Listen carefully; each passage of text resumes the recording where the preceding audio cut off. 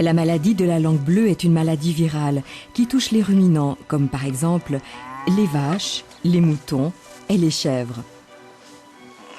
La maladie de la langue bleue est transmise par des moucherons à la belle saison. Ces petits insectes sont surtout actifs au crépuscule et à l'aube. Ils se nourrissent du sang des animaux et c'est de cette façon qu'ils absorbent le virus. Le virus se multiplie alors dans le corps du moucheron. Ensuite, par une autre piqûre, le moucheron transmet le virus d'un animal à l'autre. Ce mode de transmission rend la maladie particulièrement difficile à combattre. La maladie touche seulement les ruminants. Elle est inoffensive pour l'homme. Ainsi, le lait ou la viande d'animaux atteints par la maladie de la langue bleue peuvent être consommés sans souci.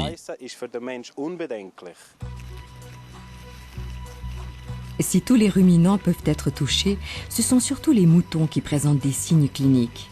Les symptômes sont sévères et jusqu'à un tiers du troupeau peut mourir. Par contre, chez les bovins et encore plus chez les chèvres, la maladie peut passer inaperçue.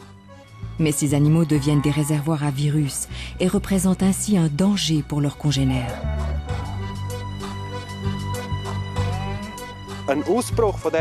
La maladie de la langue bleue engendre des pertes animales et financières élevées. C'est pourquoi il est temps que paysans et vétérinaires s'informent sur cette maladie et soient vigilants. Comme on le voit chez ces animaux infectés de manière expérimentale, les animaux touchés commencent par s'isoler. Ils boitent et sont apathiques. C'est alors le moment de réagir.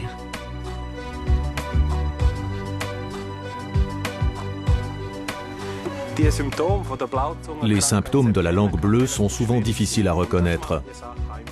De plus, ce qui ne simplifie pas les choses, ils s'expriment différemment chez le bovin, le mouton ou la chèvre.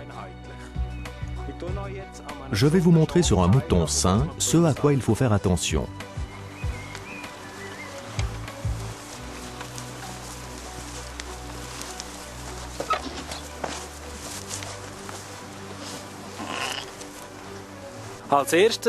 On regarde d'abord la tête dans son ensemble. Il faut être attentif aux œdèmes autour du museau.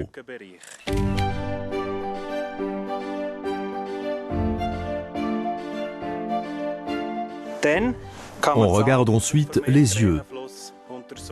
Ils peuvent être larmoyants et si on ouvre l'œil, des rougeurs peuvent être visibles.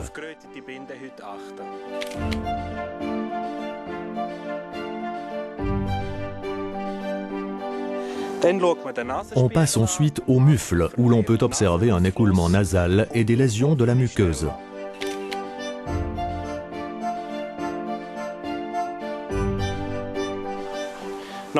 On regarde ensuite la cavité buccale pour voir si elle est enflammée.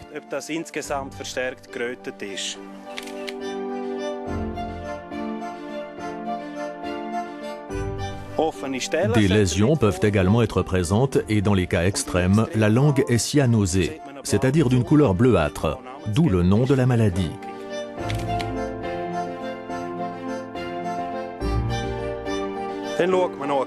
On vérifie aussi l'état des sabots, en particulier celui de la couronne. Il faut faire attention à la présence d'œdème, d'inflammation et de douleur.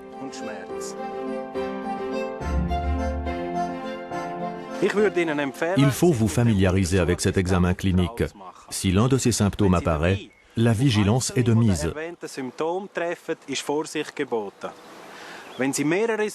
Si plusieurs symptômes apparaissent, comme de l'hypersalivation, des œdèmes, des lésions et des boiteries, il faut immédiatement alerter votre vétérinaire et en discuter avec lui.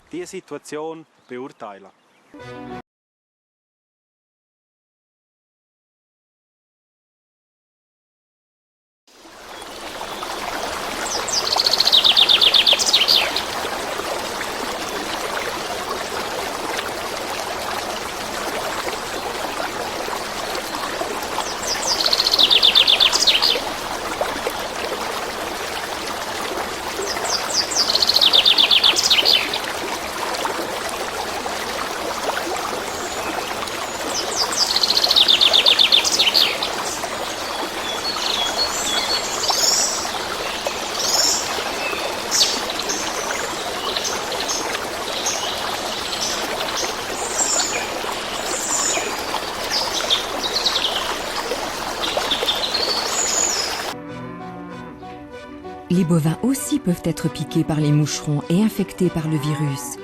Souvent, l'infection passe inaperçue, mais si des symptômes apparaissent, ils sont alors similaires à ceux de la fièvre afteuse. Chez les bovins, les symptômes de la langue bleue ressemblent à ceux des moutons. Je vais vous montrer sur cette vache à quoi il faut faire attention. On regarde si les yeux sont larmoyants et s'ils sont rougis.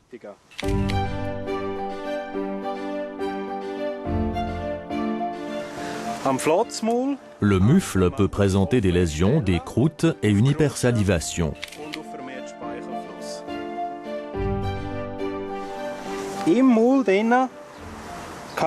La cavité buccale est enflammée. Des lésions peuvent apparaître. Chez les bovins, observez aussi les trayons. Ils peuvent présenter des lésions et des croûtes.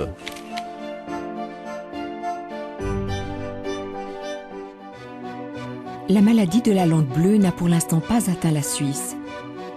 Depuis 2003, un programme national de surveillance a été mis sur pied.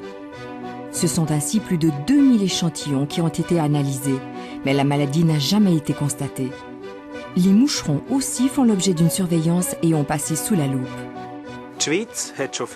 Depuis plusieurs années, la Suisse a mis en place un programme de surveillance.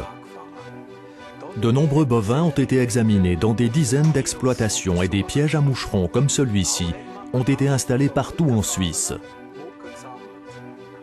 Si le virus n'a jamais été constaté en Suisse pour l'instant, les moucherons qui peuvent transmettre la maladie sont par contre bien présents. Le virus de la langue bleue est originaire d'Afrique. Depuis plusieurs années, il se déplace vers le nord. En 1999, il atteint la Sicile et la Sardaigne, puis s'étend à quasiment toute l'Italie et aux pays des Balkans. En 2004, il touche le sud de l'Espagne et c'est ainsi toute la région méditerranéenne qui est touchée.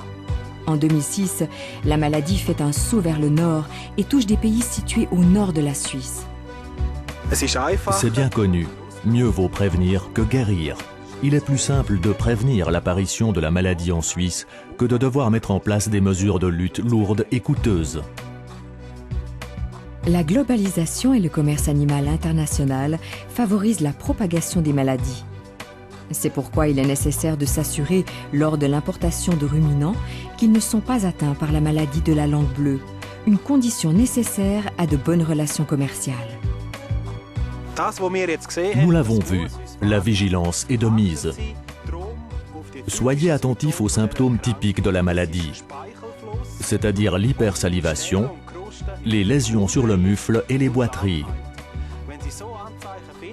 Si de tels symptômes apparaissent dans votre troupeau, vous devez réagir. C'est notre devoir à nous, vétérinaires et éleveurs, d'être vigilants et de nous préparer, pour que nous puissions à l'avenir encore nous réjouir du bon état de santé des troupeaux suisses.